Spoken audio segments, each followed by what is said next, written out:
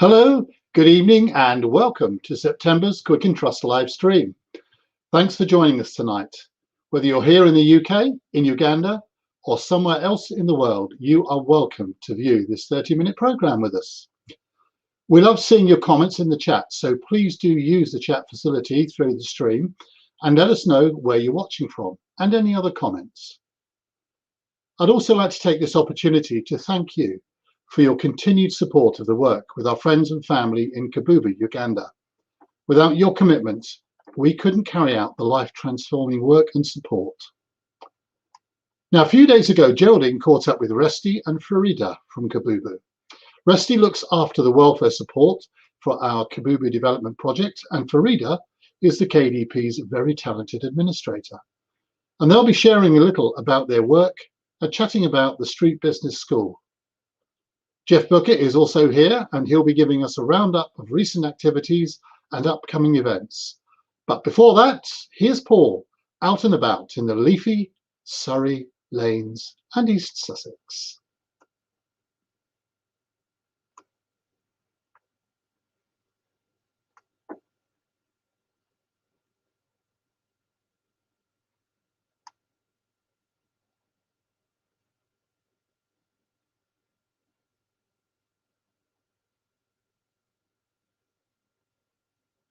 Well, I can assure you that Paul was out and about. Something's obviously gone wrong with our live linky thing. So let me just tell you a little bit about what Paul was doing. Paul arranged for there to be some open garden events, 2 of them.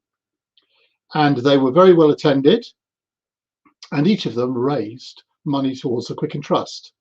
The gardens were full of people, flowers, as you'd expect, and also many people who had never heard of the Quicken Trust before. So that was fantastic. The weather was great on both occasions. And as I said, the gardens were full and the interest that was generated was fantastic.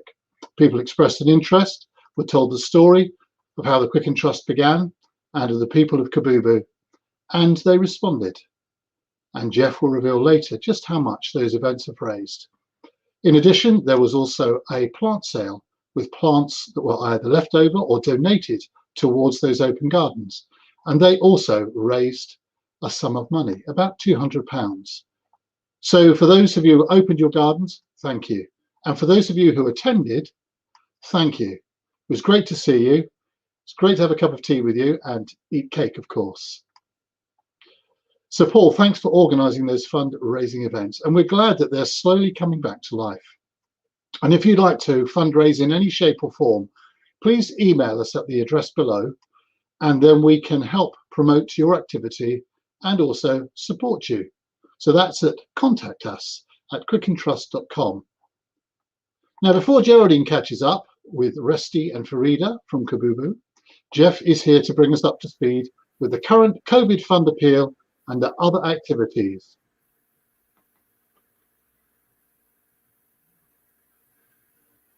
Good evening, Simon, and hello, everyone.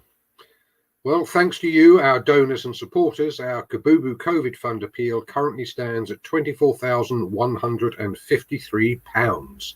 This is a terrific amount. The appeal continues as it will take many months for the health centre to recover and catch up with the thousands of patients that benefit from the many clinics and outpatient services. For as little as £5 a month, you could help contribute towards the ongoing costs of running the health centre, helping the team of frontline nurses catch up more quickly on the backlog of patients and clinics. Whether it's a £5, a tenner, or even more each month, you can help support our dedicated nurses to serve the Kabubbu community with loving and affordable healthcare. If you can afford a gift, however small, please visit our website donation link that has just come up on your screen. As you've just seen and heard, we've had 2 open gardens. Thanks to our hosts for organising these, they helped us raise over £900. Our target for next year is to see if we can have 15 to 20 gardens open. Please do email us if you would like more details on how you can be part of our open gardens. Around 100 people visited the 2 gardens, and 80% of these were new to Quicken Trust. I do hope that some of these new people will consider supporting us. Now, we've restarted our coffee mornings and speaking events. On November the 24th, the next coffee morning will be held at Christchurch, Hailsham. This is free to attend, and the coffee morning team will be waiting to give you a warm welcome. Lots more dates coming in, but a date for the diary is a quiz night in the new year at the Community Centre in Lingfield, Surrey, on the 15th of January 2022. Teams can book in via the Lingfield Community Centre.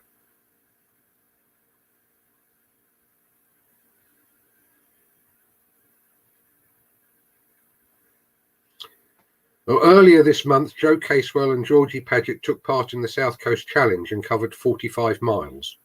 Their target was to raise £300 and they smashed it. So far, they've raised £430 for the Quicken Trust. And former Quicken Trust trustee, the Reverend Andrew Lightbourne, and his church warden George Hooper, prayer walked 12 miles of the Ridgeway Path last Saturday, a route used since prehistoric times by travellers, herdsmen, and soldiers through ancient landscapes. And Andrew's church, St Lawrence Church at Winslow, also held their harvest service on Sunday, and so far they've raised over £700. Next Sunday, the 3rd of October, and after many months of waiting, the London Marathon is scheduled to take place. Charlotte Dodds will be taking part for Quicken Trust. She's been training hard. Charlotte set a fundraising target of £1,500 and so far has raised a magnificent £1,098 to support our friends in Kabubbu. Now, there's still time to support her. All these fundraisers have Just Giving pages still open, and you can add a donation to their efforts. If you visit justgiving.com/Quicken Trust, and you'll see Andrew and George's, Charlotte's, and Joe and George's fundraising pages there. Now, the easiest way to visit our website, quickentrust.com/diary, is to see what other details are coming up. This will have all the details of events, location maps, and contact details of the organisers. Also, watch out for extra events and details on our Facebook pages, and can I encourage you to like and share our posts and events. It's such a simple way to increase visitors, introduce new friends to Quicken Trust, and help generate more funds for Kabubbu. Lastly, Jeff, I hear that finally you'll be out and about speaking in Hailsham next month. Yes, Geraldine and I are thrilled to be back on the road again. We've been invited to Christchurch in Hailsham by our longtime friend and Quicken Trust supporter Paul Endersby to be their guest speakers at their lunch club on Wednesday the 13th of October. If you wish to book a ticket and hear the latest news from Kabubbu, please contact us at quickentrust.com, and we'll ensure Christchurch receives your inquiry. And may I add that if any viewers are looking for speakers for an event, club or church service, then we'd love to hear from you. Also, I know Paul will be taking a school assembly later next month, so if you have a school assembly you would like us to participate in, please email your requests. Thank you. Thanks, Jeff. It's good to hear about the fundraising activities. And yes, I would encourage our viewers to consider running an event or taking part in an event too. Now, I'm thinking that our live linky thing might be running again. I think we're just going to try and see if we can go over to the leafy lanes and gardens of Surrey and East Sussex. Thanks, Simon, and hello everyone. I'm here in Lingfield at the Open Garden, and I'm grateful to Sue and David Joy, long-time supporters of the Quicken Trust, for opening their garden today. I managed to catch up with a few of our visitors today, and also earlier in the week I managed to catch up with some of our coffee morning visitors. Here's what they had to say. I'm Martine, and I've been running the coffee mornings for Kabubbu for a number of years in different halls. This is the first time we do it here in St Barnabas, so thank you St Barnabas. And it's my way of contributing to what I think is a fantastic work in Uganda. I've been in Kabubbu a number of times, and I'd love to go back as soon as it's possible. Hi, my name's Evelyn, I've supported Quicken Trust for 12 years and I've been out to Kabubbu 6 times, and I feel that I can make a difference to the people there. Hi, I'm Paul, and my wife Joanne and I have supported Quicken Trust almost from the beginning. I've been to Kabubbu 3 times, Joanne's been once, and we were for a long time supporting 2 children. The boy is now much older, but we're still supporting Norina, as we have done for about 15 years. I first met her when she was about 5. She's now 21, I believe, 22, and we just think it's a great charity, doing really good work, and we are so impressed with what has happened and the progress that's been made.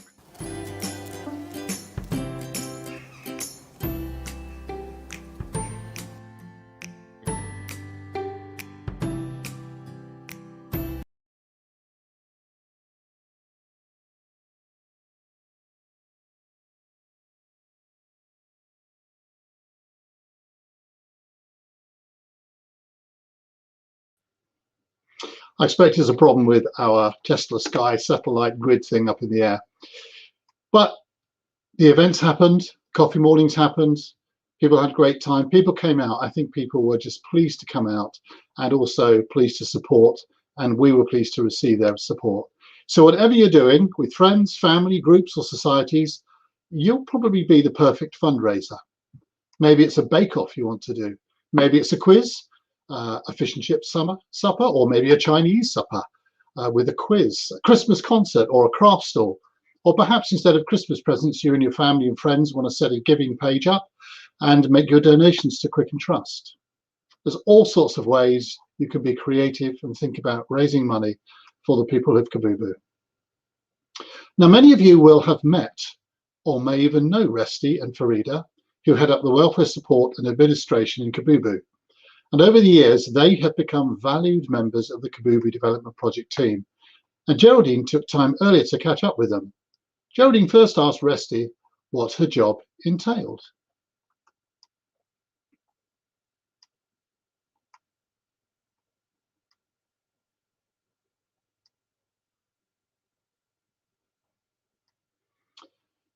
Again, I think we need to wind the handle on our satellite link. I think we're just going to give that another go.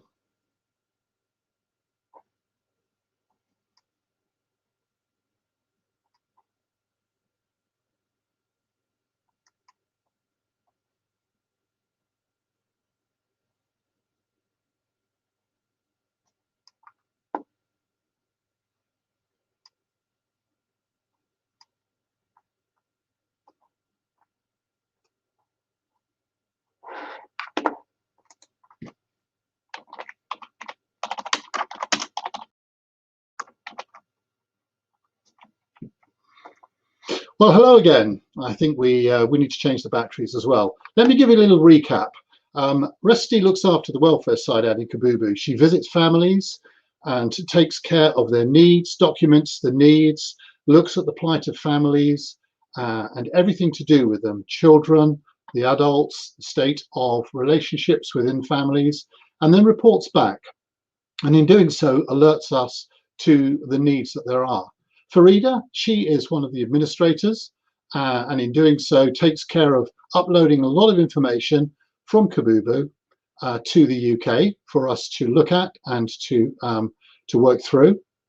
She also provides vital information for your sponsors.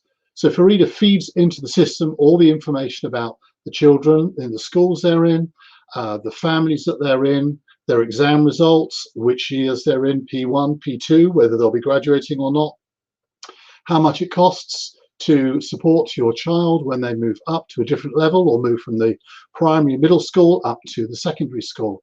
So she takes care of all of that and a whole lot more besides. And I know that she is also a member of and has done the street business school and has a small plot where she grows her own corn and maize. Now, part of a recent report that was done tells how the standards in Uganda are for families to have 3 meals a day. And it transpires that less than 40% of families in Uganda, in the Kabubbu area, still only survive or live on less than 2 meals a day. And these meals are not your Sunday lunches, your roast lamb with gravy and roast potatoes and other things. They are meals of posho and maize flour, which make up a staple diet, along with perhaps some peas, rice and beans. So people are still in many ways malnourished. People still cannot afford to live as we would expect, to have 3 staple meals a day. Those that do are doing very well, and some that do are those, particularly women, who have been through the Street Business School. Now, the Street Business School was set up to provide training on how to grow crops, to grow food, to treat the soil and treat the land, and also how to run small businesses. And from small amounts of money, very small amounts, literally from under £1 a day, some of the ladies there have grown, one in particular, to be earning now up to from under £5 a week up to about £21 to £22 a week, which, as you can see, still isn't much by our standards and is probably less than many of us spend on electricity each week. But for them, it's amazing. It allows them to feed their families and also to provide and run little shops or stalls by the roadside, which actually then feed other people and nourish other people. So the whole concept of the business school and the welfare really forms an undergirding for the community and for the society out there.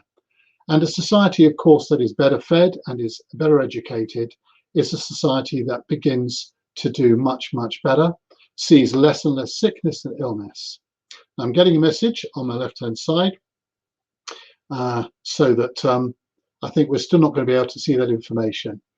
But what I can tell you is Jeff's going to rejoin me, and he will give a little bit more information about the business schools that run out in Kabubbu. Jeff. Well, thank you very much for sort of pulling me in on this. I think the best person who could give you that information is Geraldine, who's very much involved with Faridah on the business school. So I'm just going to swap chairs with Geraldine, and she will give you information on the street business schools very briefly. Good evening, Simon, and good Hi, evening. Geraldine. Lovely to see you. Lovely to see you too. The street business school first started about 3 years ago in Kabubbu. When they first had their training, they met, the lady who runs it is an American, and she runs a charity, and she met with a group of people in a small hotel somewhere near Kampala. And she had participants from various projects that she was training and informing about the project. While she was doing this, somebody actually passed the room that they were using and sat in the back of the room. And after a little while, she said, please, may I say something? So they said, yes, fine, you come up here and you can say something. She said, well, I'm very interested in this project because, she said, that's the story of my life. She said, I started off with just a few bits and pieces and secondhand things in the house, and I started selling them. And then I started selling off bananas off my tree. And slowly by slowly, she built her business up. And then she started to send one of her children to school, then 2 of her children, then 3 of her children, until she eventually ended up building her own home. And of course, this further inspired the trainer. And from there onwards, Faridah and other people in Kabubbu were very excited about bringing it into the village. So the idea is that, to start with, when you go on the training for 12 weeks, you look around the neighbourhood you live in and you think, what is everybody selling? Okay, they're all selling tomatoes, or they're all selling avocados. Right, I don't need to be selling them, there's too much competition.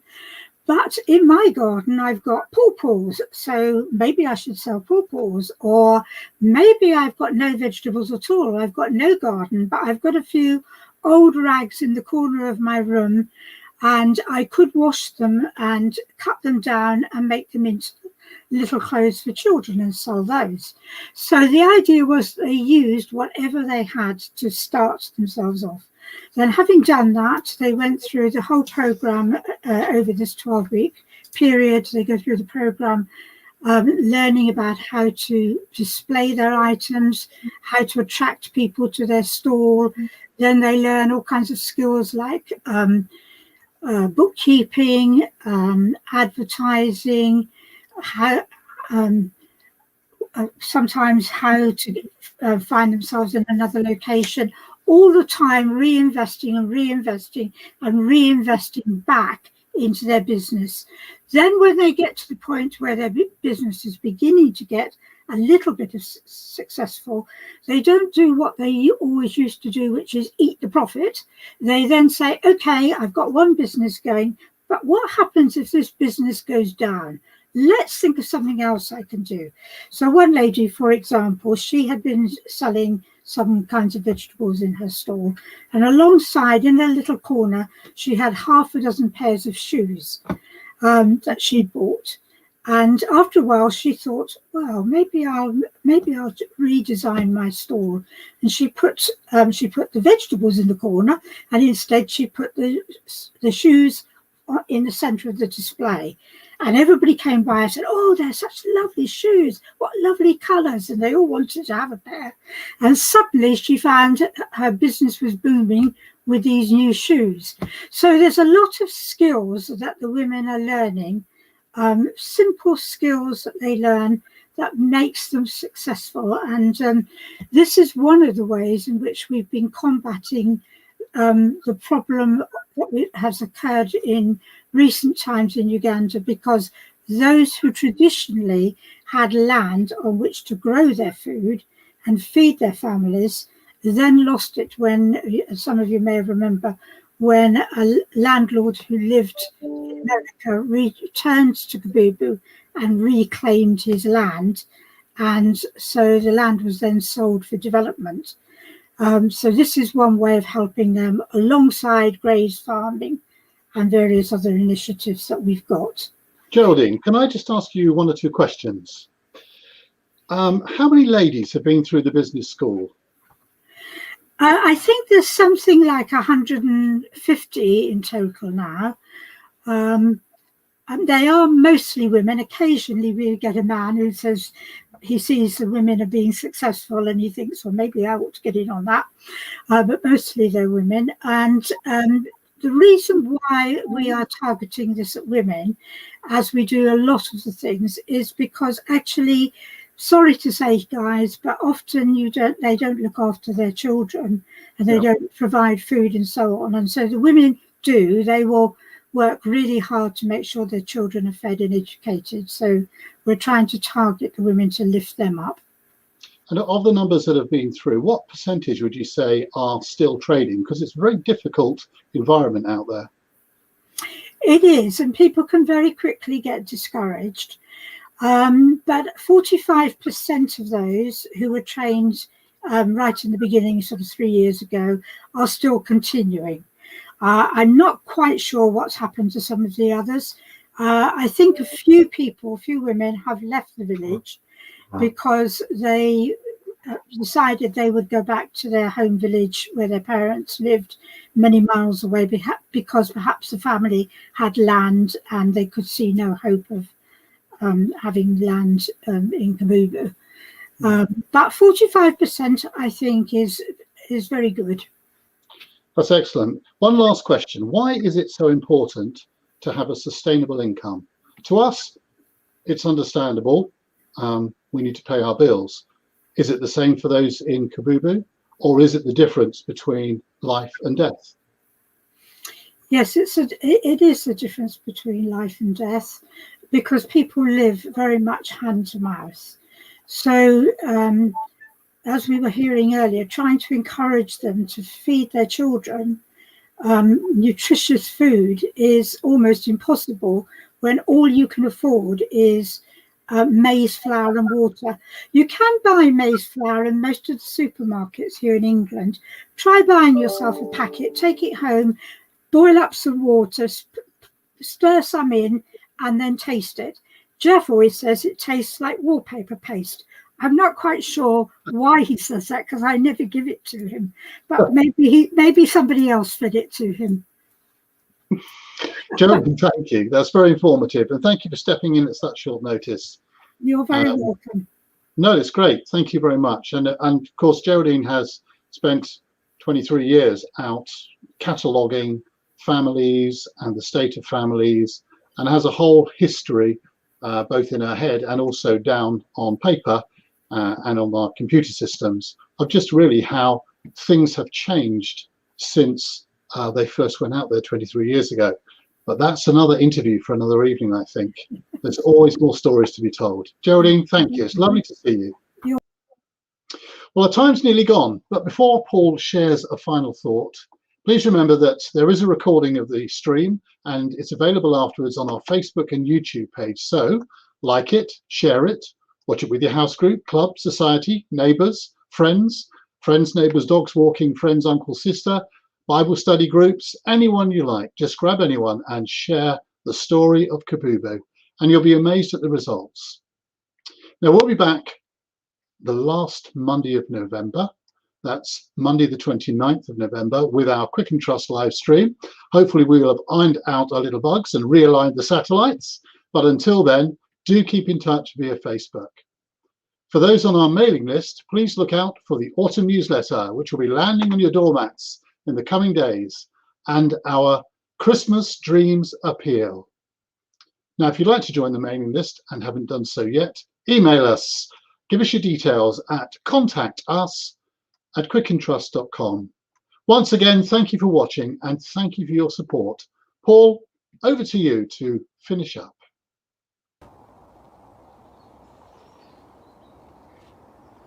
Ho, ho, ho! Do you remember the Jolly Green Giant advertising the sweet corn tins? Today, I'm stood in a field of sweet corn, or maize, ready for it to be harvested. Sweet corn is a versatile crop. Some of you will have had cornflakes for your breakfast this morning, or perhaps a few crisps, popcorn or tortilla for lunch. Perhaps you cook with corn oil, or just enjoy corn off the cob. Many of you would have seen them growing in Kabubbu or being milled in the mill for flour. In recent years, the Grow Their Future agricultural program in Kabubbu has promoted the use of the husks, the outer leaves of the cob or of the maize. These can be used as mulch to help suppress weeds and retain water. If you did not know, maize is pollinated by the wind. Therefore, they must be sown fairly close together for the pollen to be carried on the breeze to their neighbour. They are interdependent of each other. Without their neighbour, none would bear the fruit, the juicy cob. In the past 18 months, as the world has faced a pandemic, we have all become a lot closer and community focused. Some of us relying on our neighbours for food deliveries, medical supplies, or just a cheery word of encouragement over the garden fence. As a community of supporters for the people of Kabubbu, we have an independent relationship, although we are many miles away from each other. As supporters, we are rewarded by hearing about the lives being transformed and from our friends in Kabubbu. So as we see the cobs on the shop's shelves or in the fields, let us be reminded that no man is an island. We need each other, and we also need God to tend and water our lives for us to bear abundant fruit. Heavenly Father, thank you for bringing us together as a community. Thank you for making us interdependent, and thank you for being with us, both when the sun shines in our lives and we can rejoice, and when the storms gather. We know if we put our trust in you, then you will not fail us. Bless our supporters and bless the people of Kabubbu. Amen.